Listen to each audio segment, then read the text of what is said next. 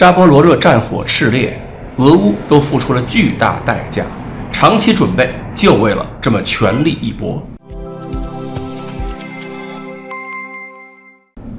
各位网友大家好，我是罗小飞。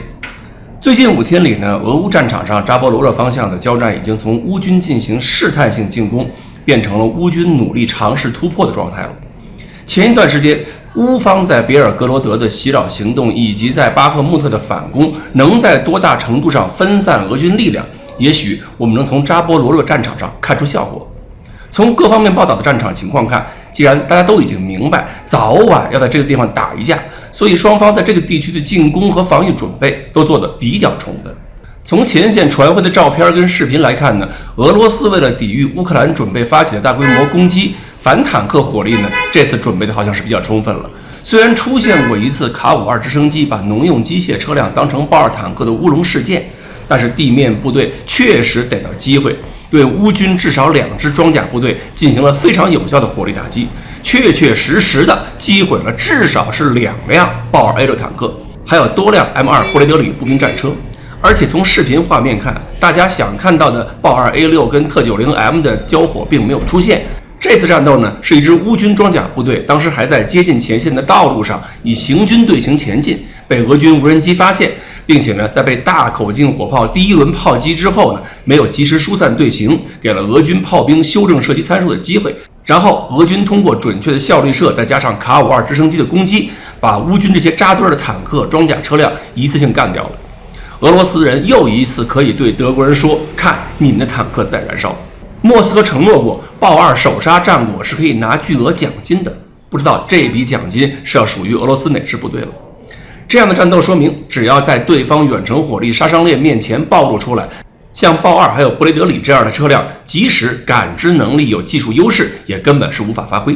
这次损失之后，估计以后乌军是要把更多的行军还有作战行动调整到夜间开展了。然后呢，我们再看乌军装甲兵这次吃亏之后，第2天在吃亏的地方居然还能够再重走死亡之路，再损失了几辆布雷德里战车，这些残骸已经成了俄军的网红打卡点了。这都体现了乌军的训练水平可能有问题。如果不是因为担心穿越雷区走开阔地的时候遇到地雷，那就是这支部队的指挥官经验和意识水平严重不够，遇到情况做不出正确反应了。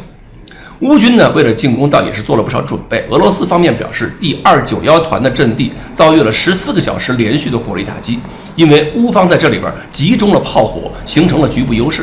并且呢，用火箭炮在俄军后方进行了火箭布雷，用来迟滞俄军预备队的增援。291团在与乌军反复争夺阵地之后，组织了撤退行动，现在已经在第2道防线上了。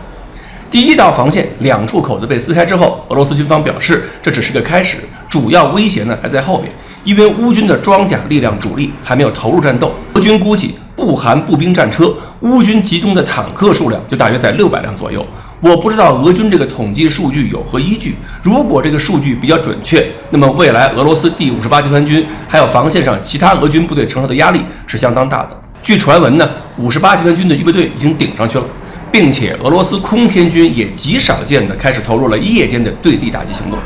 可见双方都是在拼命。毕竟这次战役对整个战争结果可能是具有决定性的，结果可能会在未来几周或者几个月内呈现。最后呢，可以提一句不管这场战斗的结果如何，俄罗斯第58集团军确实是战斗风格硬朗，在瓦格纳面前可以重新树立俄罗斯正规军的面子了。